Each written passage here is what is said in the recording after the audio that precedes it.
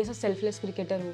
देखिए, अगर मैंने जिनके साथ खेला है गौतम गंभीर, Sachin was my biggest inspiration. Failures से आप जितना सीखते हैं उतना शायद आप सक्सेस से ना सीख पाएँ। आपने कितने साल की उम्र में खेला था क्रिकेट, खेलना शुरू किया था? 4-5 साल की उम्र में। उन्मुक्त बन गए next big thing in Indian cricket. कुछ सालों बाद हमें पता लगता है उन्मुक्त रिटायर हो रहे हैं इंडियन क्रिकेट से बिना एक भी गेम खेले। आपके हिसाब से कौन आपका फेवरेट है? एज अ कैप्टन कह रही है? Yes, as a captain. MS Dhoni 100%। MS Dhoni. मेरी स्टोरी में जितने अप्स एंड डाउन्स आए हैं, मेरी जो पहचान है वो ग्राउंड से है। ग्राउंड। सारे इनकी पुरानी डायरीज, इनकी जो बचपन की डायरीज हैं, मैंने और मेरी टीम ने पूरी पढ़ी हैं। Hello everyone, this is your host Satakshi Singh watching us on bollywoodlive.com। और आज हमारे साथ दो बहुत ही खास गेस्ट हैं। एक है राघव खन्ना एंड दूसरे हैं क्रिकेटर उन्मुक्त चंद। एंड हम बात करने वाले हैं जो उनकी डॉक्यूमेंट्री आई है उसके ऊपर। एंड आइए जानते हैं कि क्या बिहाइंड द सीन मूवमेंट्स थे उनके, कितनी मेहनत लगी उन्हें इतनी अच्छी डॉक्यूमेंट्री बनाने में। तो फर्स्ट ऑफ ऑल मेरा क्वेश्चन आपसे यही है, कॉन्ग्रेचुलेशंस। हम लोगों ने देखा और बहुत अच्छी लगी हमें। इवन ट्रेलर के बाद ही शायद एक्साइटमेंट बहुत बढ़ गया था लोगों के बीच में। तो आपने उन्मुक्त के ऊपर ही क्यों बनाई कोई documentary? Why not some other topic? देखिए, as a storyteller, as a film maker, एक स्टोरी आपको अट्रैक्ट करती है, आप उस स्टोरी की तरफ लीन इन करते हैं। उन्मुक्त की कहानी मेरे लिए खास इसलिए है क्योंकि बाकी लोगों की तरह मैंने भी उन्मुक्त को 2012 में वो अंडर 19 वर्ल्ड कप जीतते हुए देखा। क्या शानदार इनिंग्स थी वो फाइनल में। उसके बाद उन्मुक्त बन गए next big thing in Indian cricket. कुछ सालों बाद हमें पता लगता है उन्मुक्त रिटायर हो रहे हैं इंडियन क्रिकेट से बिना एक भी गेम खेले। तो कहीं ना कहीं एक क्यूरियोसिटी आई कि यार ये एक इतना अच्छा टैलेंट एक भी गेम नहीं खेला और अब यूएस जा रहा है क्रिकेट खेलने। तो मैंने इन्हें रीच आउट करा कि यार उन्मुक्त, मैं आपसे मिलना चाहता हूँ क्योंकि यहाँ मुझे लग रहा है एक कहानी है। तब तक कोई ऐसा पता नहीं था। जब आप डॉक्यूमेंट्री बनाते हैं आपको स्टार्टिंग में पता नहीं होता कि क्या फिल्म बन के आएगी, कहानी किस तरफ जाएगी। इनके घर मिले, यूएस में थे ये, सारा दिन हमने साथ स्पेंड करा और मैंने इन्हें बताया कि ये एक स्टोरी बन सकती है, 3-4 इसके थीम्स होंगे और इतना ही बात हुई। मगर कहीं ना कहीं एक वो ट्रस्ट और एक बॉन्ड बन गया क्योंकि दोनों दिल्ली के थे, दोनों का क्रिकेट को लेके बहुत प्रेम था। ये ऑब्वियसली प्रोफेशनल क्रिकेट खेलते हैं मगर देखता मैं बहुत ज़्यादा हूँ। तो उन्मुक्त और उनकी फैमिली फिर धीरे धीरे मान गए कि ये करते हैं और उसके बाद एक साथ में हमने ये बनानी शुरू करी और 2.5 साल से बना रहे हैं हम। उन्मुक्त, ये तो डायरेक्टर का पर्सपेक्टिव है। अगर मैं आपसे पूछूं कि आपकी जर्नी कैसी रही, क्योंकि मुझे ऐसा लगता है कि 2.5 से 3 घंटे में मे भी हो सकता है कि कुछ ऐसी बातें हैं जो शायद हमें स्क्रीन पे ना देखने को मिले, बट क्योंकि वो आपकी लाइफ की घटना है, तो क्या कुछ ऐसा है जो हम डॉक्यूमेंट्री में नहीं देखने वाले हैं but still it is close to you? देखिए, ऑब्वियसली डॉक्यूमेंट्री की जो डिफरेंट थीम्स हैं, जिस ढंग से starting from the beginning of the documentary की जिस ढंग से मैंने क्रिकेट शुरुआत करी to the ups and downs जो कि आप सभी उसके पार्ट रहे हैं, टू माई जब तक मैं यूएस पहुंचा, तो इसमें काफ़ी सारी इन सब चीज़ों को आपको देखने को मिलेंगी। But at the same time जो अंडरलाइन थीम है उसके नीचे वो ये है कि यार हमको कभी भी चीज़ें हमारे हित में जाएंगी, कभी हमारे खिलाफ जाएंगी, बट हमारा जो फोकस है वो हमेशा बेहतर होने में लगना चाहिए। कोशिश करनी चाहिए कि अगर एक दरवाज़ा बंद होगा तो दूसरा दरवाज़ा खुलेगा ओनली व्हेन अगर आप अपने काम को लेके उतने ही ज़्यादा डेडिकेटेड रहेंगे और हार नहीं मानेंगे। और पूरी इसमें जो आपको देखने को यही मिलेगा कि जिस ढंग से, क्योंकि मुझे पता है कि मेरी स्टोरी में जितने अप्स एंड डाउन्स आए हैं काफ़ी मैग्नीफाई होके आए हैं। भले वो सक्सेस ज़्यादा मैग्नीफाई हुई है, डाउनफॉल भी उतने ही मैग्नीफाई हुए हैं। और मुझे लगता है ये एक आम सिर्फ एक क्रिकेटर की ही नहीं, बट अगर हम देखें ये हम सभी की ज़िंदगी का एक पहलू रहता है। बट उससे निकलना हम सबके लिए उतना ही ज़रूरी होता है, उतना ही इम्पोर्टेंट है। और इन्हीं चीज़ों के बारे में आपको देखने को मिलेगा एंड होपफुली इफ इट अगर वो एक भी इंसान को इंस्पायर कर सके तो आई थिंक मेरा काम तो पूरा हो जाता है। बिल्कुल। राघव, मेरा क्वेश्चन आपसे है, जैसे कि जब हम फिल्म बनाते हैं और अगर हम किसी पर्टिकुलर पर्सन के ऊपर बनाते हैं तो उसमें भी हम थोड़े बहुत चेंजेस कर देते हैं to add the drama and all, but जब हम डॉक्यूमेंट्री बनाते हैं तो हमको काफ़ी प्रिसाइज रहना पड़ता है, हमें एकदम फैक्ट्स प्रेजेंट करने पड़ते हैं।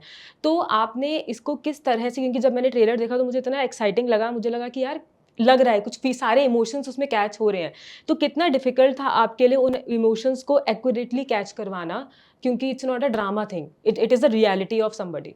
ये सवाल आपका बहुत अच्छा है। डॉक्यूमेंट्री की आर्ट फॉर्म और उसके चैलेंजेस भी यही हैं।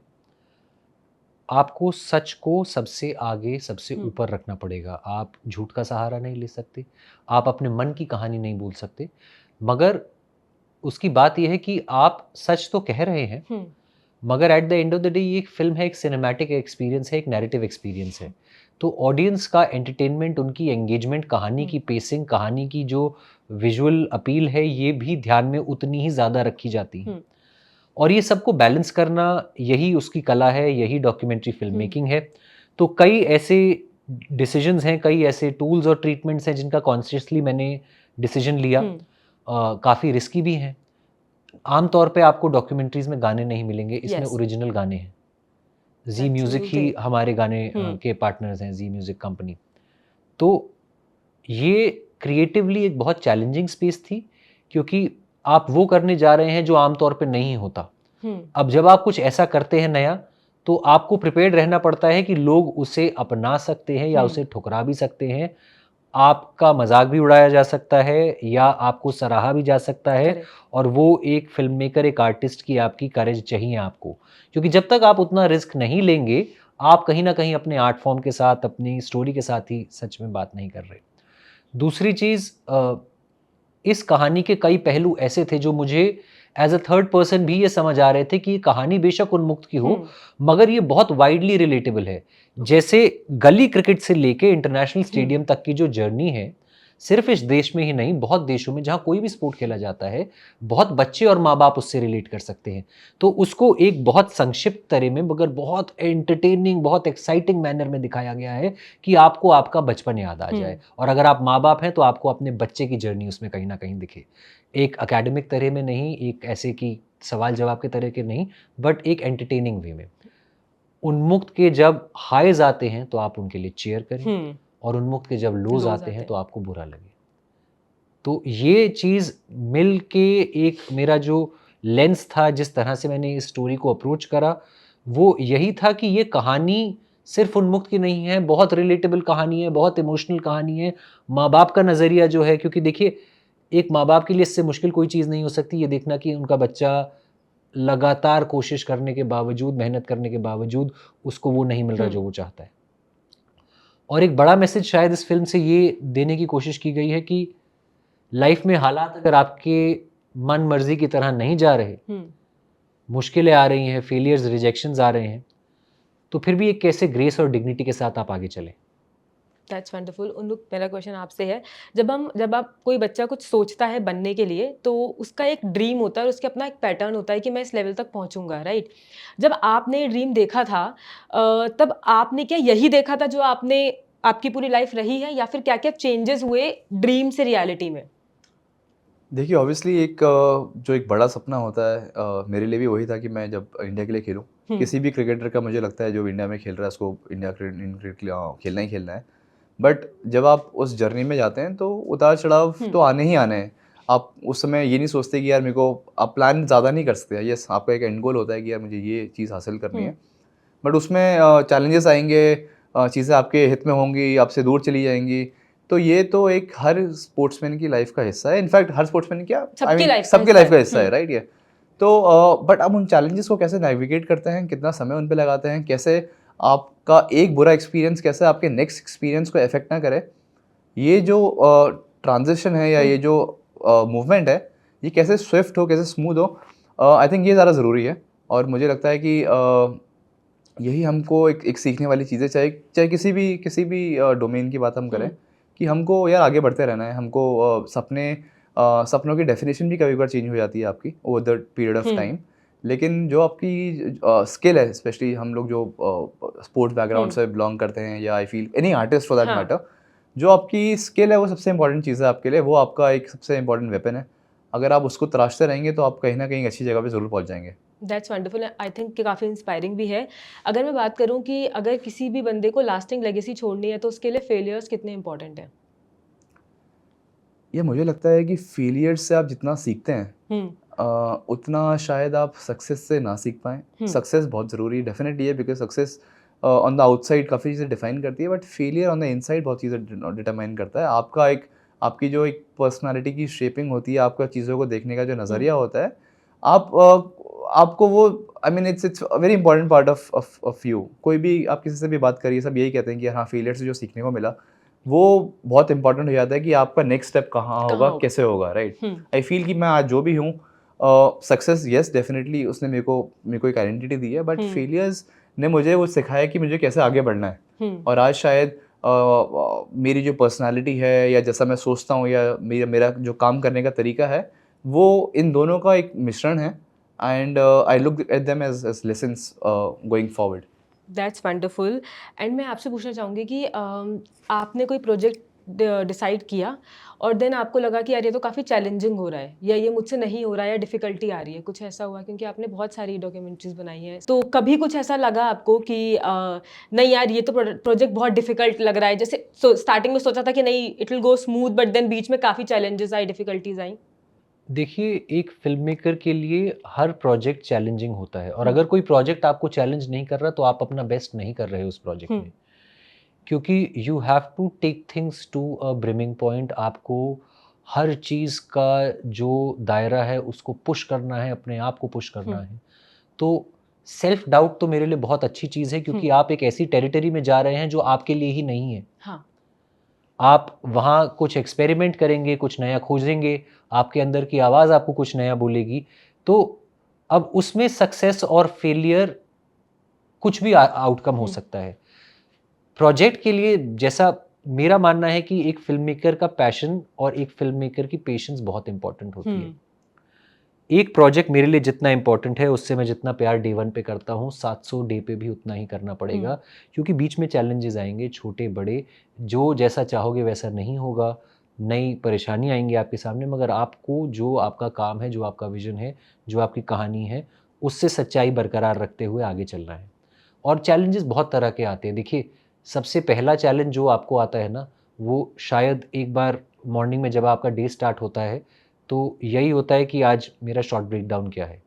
डॉक्यूमेंट्री में आप पहले से शॉर्ट ब्रेकडाउन बहुत कम प्लान करते हैं। आप एडिट टेबल पे आपका अलग चैलेंज होता है, सब्जेक्ट के साथ एक्सेस का अलग चैलेंज होता है।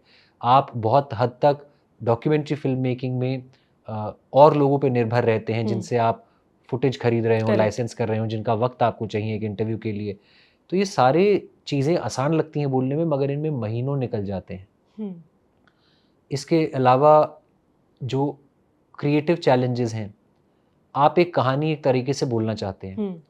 फ़िक्शन फ़िल्म में कहीं न कहीं वो कहानी पेपर पे जब लॉक हो जाती है, तो आप उसके साथ अच्छे से बाँध सकते हैं अपने आप को। डॉक्यूमेंट्री में आपको ये फ्लेक्सिबिलिटी अपने आप को देनी है कि ये कहानी एक डायरेक्शन लेगी जो आपके कंट्रोल में नहीं है और आपके फ़िल्म मेकिंग की अप्रोच को भी वो डायरेक्शन साथ में लेनी पड़ेगी ताकि कहानी हमेशा टॉप प्रायोरिटी रहे आपकी। तो चैलेंजेस तो आते हैं, मगर वो चैलेंजेस ही तो इस प्रोसेस को इतना एक्साइटिंग एक्साइटिंग बनाते हैं। बनाते हैं, करेक्ट। मेरा क्वेश्चन आपसे है, एक टाइम ऐसा आया था जब आपको स्टेडियम में जाने के बाद ये लगता था कि कहीं मैं आउट ना हो जाऊँ, राइट?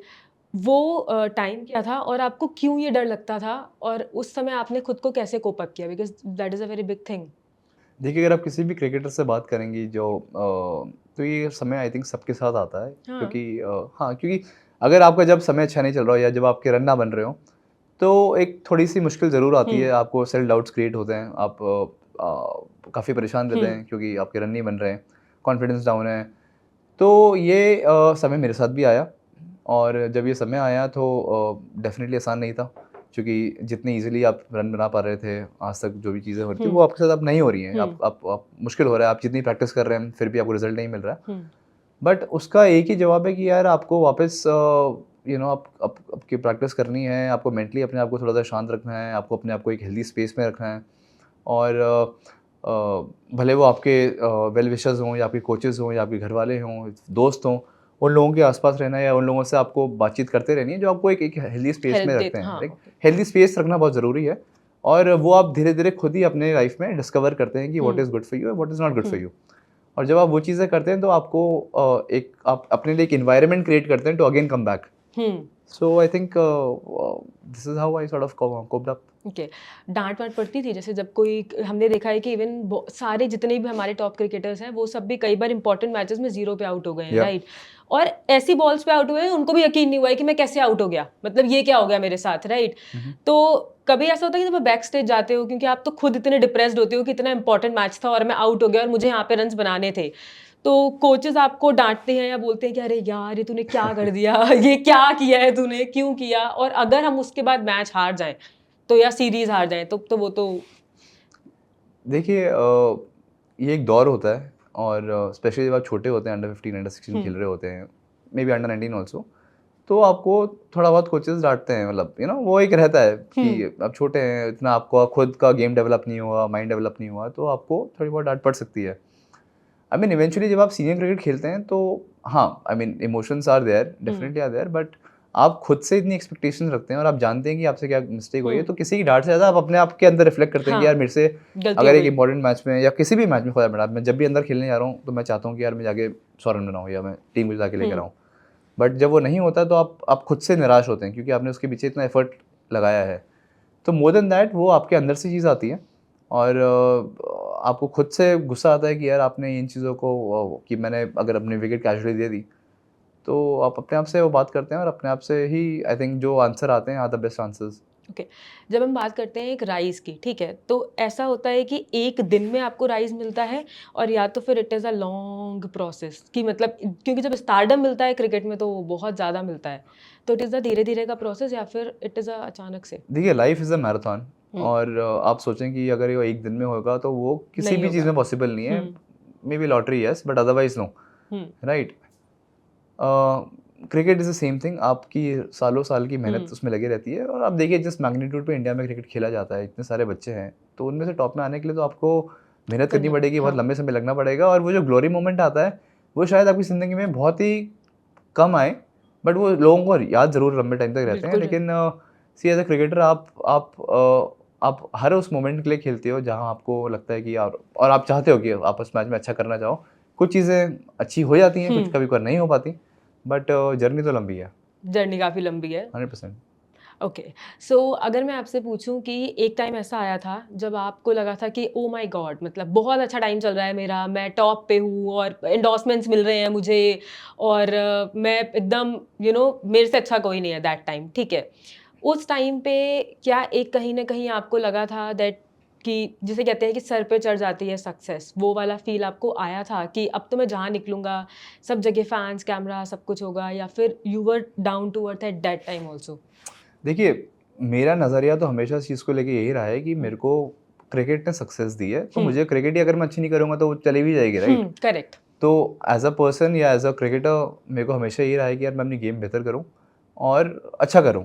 मेरी जो पहचान है वो ग्राउंड से है। ग्राउंड से। बाकी चीज़ें तो आपके साथ जुड़ जाती हैं, जो आपके कुछ समय के लिए होती हैं, शायद चली भी जाएँ, राइट?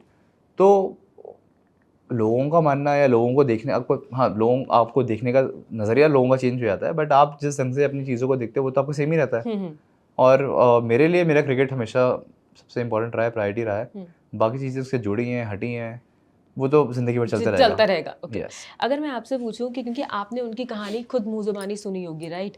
अगर मैं आपसे पूछूँ कि हम डॉक्यूमेंट्री में हर एक इमोशंस को लेके आ पाएँ जो वो फ़ील करते हैं, क्या ऐसा मोमेंट हुआ जब आपने उनको दिखाया फाइनल, तो क्या वो किसी पर्टिकुलर टाइम पे बहुत इमोशनल हो गए? क्योंकि काफ़ी इमोशनल जर्नी दिखी हमें, तो क्या वो किसी टाइम पे इमोशनल हो गए या उन्होंने क्या पहली चीज़ कही आपको, this is the thing I wanted, या कुछ ऐसा? देखिए, हमारी जब पहली मुलाकात हुई थी, तो ही एक बात हमने स्पष्ट रूप में डिस्कस कर ली हुँ, थी कि मैं ये कहानी लेके आपके पास आया हूँ, विज़न लेके आपके हुँ, पास आया हूँ। कहानी बेशक आपकी है, ज़िंदगी आपकी है हुँ, और मैं एक्सेस माँग रहा हूँ, हुँ, ये बनाने के लिए। कहीं न कहीं उन्मुक्त का और उन्मुक्त की फ़ैमिली का ये ट्रस्ट था, क्योंकि एज़ अ फ़िल्म मेकर हुँ, मेरे लिए ये चीज़ बहुत इम्पोर्टेंट है कि जब मैं कहानी कह रहा हूँ, हुँ, तो उसमें कोई एक्सटर्नल क्रिएटिव इन्फ्लुएंस नहीं आ सकता। हुँ, मैं और मेरी क्रिएटिव टीम हम चूज़ कर सकते हैं एक दिशा में जाने का, हुँ, एक कहानी को एक नज़रिए से कहने का। हुँ, वो सही हो, गलत हो, अच्छा हो, बुरा हो, वो बाद की बात है, ऑडियंस के लिए डिसाइड करने की हुँ, बात है। मगर as a creator, as a film maker आपके पास पूरी खुली छूट होनी चाहिए, लगाम आपके हाथ में हुँ, होनी चाहिए कहानी की। और मैं थैंक यू बोलना चाहूँगा उन्मुक्त और उनकी फ़ैमिली का कि इन्होंने पहली बार फ़िल्म देखी थी थिएटर में 200 लोगों के साथ, हुँ, जब डैलस में हमने स्क्रीन करी थी। हुँ, उससे पहले कभी इन्होंने ये नहीं जताया कि क्या कर रहे हो, कुछ दिखा दो, तो एक बहुत ज़्यादा ट्रस्ट इन्होंने मुझे दिया। ढाई साल तक मैं इनके साथ 70-80 दिन शूट करा मैंने इनके साथ और वो ट्रस्ट ये चलता रहा कि ये कुछ बना रहा है, इसको बनाने दो। ये मेरे साथ 2 बजे रात को शूट कर रहा है, मेरे घर पे करने हुँ, दो। ये मेरे साथ एक टूर्नामेंट में जा रहा है, जाने दो। दिल्ली में मेरे माँ-बाप के साथ शूट कर रहा है। सारे इनकी पुरानी डायरीज़, इनकी जो बचपन की डायरीज़ हैं, हुँ, मैंने और मेरी टीम ने पूरी पढ़ी हैं।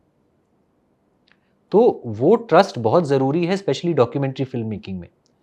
वरना आप कहीं कहीं देखते हैं कि सब्जेक्ट का कंट्रोल होता है डॉक्यूमेंट्री फिल्म मेकिंग पे, वो एक शायद ग्लोरीफाइड पीआर एक्सरसाइज हो सकती है या एक कुछ और तरीका हो सकता है, मगर यहाँ पर ये जो कहानी कही गई है ये एक लेंस के थ्रू कही गई है जो मेरा लेंस है इस कहानी का। उन्मुख की डायरी में, पर्सनल डायरी में सिर्फ क्रिकेट से रिलेटेड बातें थी कि उनकी पर्सनल लाइफ से रिलेटेड भी बातें थी? उसमें जो बातें थी जो स्क्रीन पे आने लायक थी, आप स्क्रीन पे देखेंगे। एज ए डायरेक्टर की रिस्पॉन्सिबिलिटी, अब जो मेरे ऊपर ट्रस्ट रखा है इनमें, तो मेरी भी ये रिस्पॉन्सिबिलिटी है कि मैं जो नहीं आया वो ना आए तो अच्छा है। आई एम श्योर बहुत सारी बातें होंगी, बट ठीक है, कोई बात नहीं। उन्मुख, अगर संभाल आप के रखना उसको, कभी अगर कोई आप लेके चला जाए। लीक, अगर अच्छा होगा अगर लीक हो जाए तो, बट कोई अरे ऐसी बाप बात कोई ऐसी बात जो आप बताना चाहते हैं जो उसमें है और आप सोचते हैं कि चलो ये तो थोड़ी सी कम ब्लंडर वाली है तो बता सकते हैं? नहीं देखिए, ऐसा कोई सेंसेशनल चीज़ नहीं है। इट्स क्या आपकी बात डायरी, कर रहे हैं आप? डायरी का मतलब क्या हुआ? डायरी का मतलब ये तो हुआ। That is a personal diary. Yes, अच्छा, एक चीज मैं बता डायरी है। दूं आपको, ये डायरी बचपन की है, ऐसा नहीं कि अभी की उन्मुख की हाँ, डायरीज है। आपने कितने साल की उम्र में खेला था क्रिकेट, खेलना शुरू किया था? 4-5 साल की उम्र में। मतलब क्रिकेटर तो जैसे हर बंदा क्रिकेट ऐसे शुरू लुक करता है एट मी, खेलना। 19 साल में मुझे नहीं पता मुझे क्या करना है। तो that is a very big thing. हाँ, आप कुछ बता रहे थे, सॉरी टू नहीं, मैं ये कह रहा था वो डायरीज इनके बचपन की हैं, 4-5 साल 6 साल के उन्मुख से लेके 12-13 साल के उन्मुख ने जो अपनी क्रिकेटिंग जर्नी और मेमोरीज के बारे में लिखा। That is a very big thing. Kapil Dev ने आपके बारे में बहुत कुछ बोला है, ठीक है, आपका उनके साथ एक्सपीरियंस कैसा रहा है? बिकॉज उनसे बड़ा क्रिकेटर तो कोई भी नहीं है। नहीं देखिए, जो आपको डॉक्यूमेंट्री पे भी देखने को मिलता है, सी एज अ सीनियर उन्होंने ये बात कही जिसको मैं इसको इस ढंग से लेता हूँ। और हम लोग बात कर रहे हैं 2013 की, राइट? 12-13 साल पहले की बात है ये। तो एज अ सीनियर उन्होंने जो बात कही वो इन अ वे सही कही कि यार मैं ऐसा, बट उनको ये नहीं पता था कि मैं प्रैक्टिस करके ही आ रहा हूँ और फिर उस इवेंट के बाद वापस जाऊँगा और मुझे दोबारा प्रैक्टिस करनी है। तो मैं सिर्फ 2 घंटे के लिए आया था वो चीज़ करने के लिए। तो शायद उन्होंने इसलिए कहा हो कि यार मैं छोड़ के कुछ आया हूँ और मैं खेल रहा हूँ और प्रैक्टिस ये कर रहा हूँ, प्रैक्टिस नहीं कर रहा, तो इसलिए उन्होंने उनका ये वर्जन रहा होगा। थोड़ा सा आउट ऑफ कॉन्टेक्स्ट इस बात को मुझे लगता है कि ले लिया गया है, बट अदरवाइज लोगों ने ले लिया गया है, बट Okay. अदरवाइज इसके अलावा बाकी कुछ नहीं। I have huge respect for him as a person और we have good relation. Okay. अगर मैं आपसे पूछूं कि इस समय एज अ कैप्टन की बात करें तो हम सबके अपने अपने फेवरेट हैं। किसी का धोनी फेवरेट है, किसी का किंग कोहली फेवरेट है और किसी का फेवरेट है अपने रोहित शर्मा, ठीक है। एज अ क्रिकेटर, क्योंकि आप जितना इन डेप्थ देखते हैं, आपके हिसाब से कौन आपका फेवरेट है? एज अ कैप्टन कह रही है? Yes, as a captain. MS Dhoni 100%। M S Dhoni. Yes. I am also fan of M S Dhoni. Okay, so अगर मैं आपसे पूछूं कि as a 18 year old boy को आप इस समय क्या सीख देना चाहेंगे, तो वो क्या होगी? खुद को आपको अगर सीख देनी है एज तो? अ 18-year-old अगर मुझे कुछ अपने आप को सीख देनी है तो I would just tell myself to be patient, don't be desperate. क्योंकि मुझे लगता है कि क्योंकि इतनी एक्सपेक्टेशंस बढ़ गई थी मेरे से, और जो इतनी ग्लोरी मिली थी, सब कुछ मिला था, उसके कारण थोड़ी बहुत डेस्परेशन मेरे अंदर भी बढ़ गई थी टू गेट दैट कैप। तो जस्ट बी पेशेंट, अपना काम करते रहो जो कि मैं कर रहा था, और जब वो होना होगा तो वो हो जाएगा।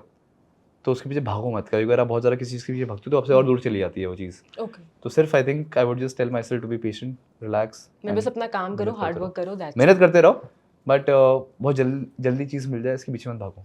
Okay. Okay, this is the last question. कोई इंडियन क्रिकेट टीम में सेल्फलेस क्रिकेटर है जो आपको लगता है कि he is a very selfless, he just looks on the team, अपने खुद के बारे में इंसान नहीं सोचता? अदरवाइज हमने कई बार देखा है कि अगर 3 बॉलें भी बची हैं तो क्रिकेटर से बोलते हैं कि अगर सेंचुरी बची है 2 लोगों की तो बोलते हैं मैं पूरी कर लेता हूँ, लाइक दैट। तो कोई ऐसा सेल्फलेस क्रिकेटर हो? देखिए, अगर मैंने जिनके साथ खेला है, गौतम गंभीर, आई फील कि he is one of them.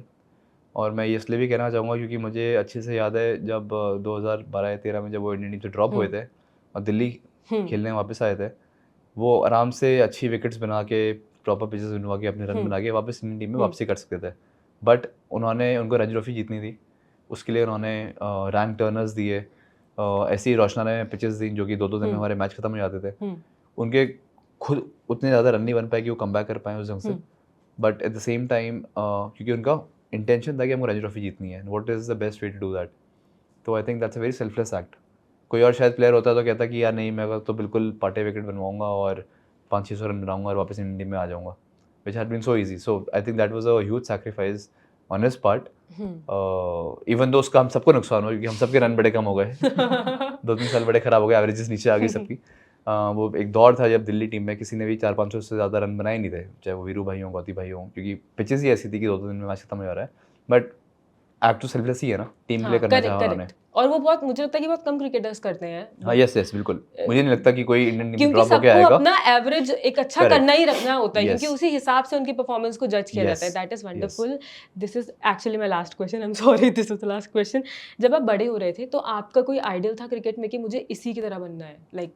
देखिए, ऐसा नहीं कि इसी की तरह बनना है, बट आप इंस्पिरेशन लेते हैं बहुत सारे Yes. लोगों से। Sachin was my biggest inspiration, Hmm. Still is. जिस ढंग से उन्होंने अपने आप को, I think he was the reason why so many of us started playing cricket, right?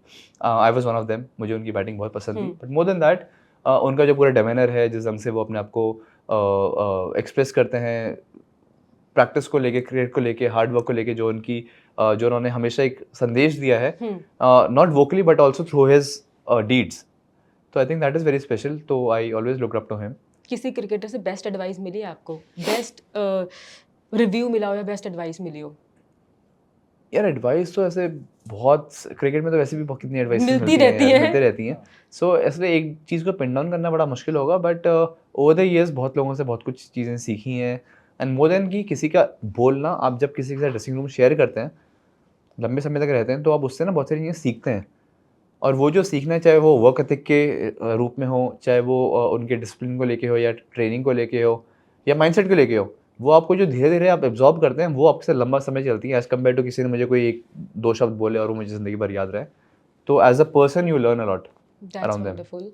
और मैं आप लोगों से भी ये कहना चाहूँगी कि अगर आपने अब तक ये नहीं देखी है डॉक्यूमेंट्री, मुझे लग रहा है कि आपको ज़रूर देखनी चाहिए, क्योंकि अगर आप ट्रेलर भी देखेंगे तो आपको जाके देखने का ज़रूर मन करेगा। और इतनी मेहनत से बनाई गई है। This is the story of a person. I think you should have watch this. And thank you so much, आप दोनों आए और आपने इतनी अच्छी बातें हमारे साथ शेयर की।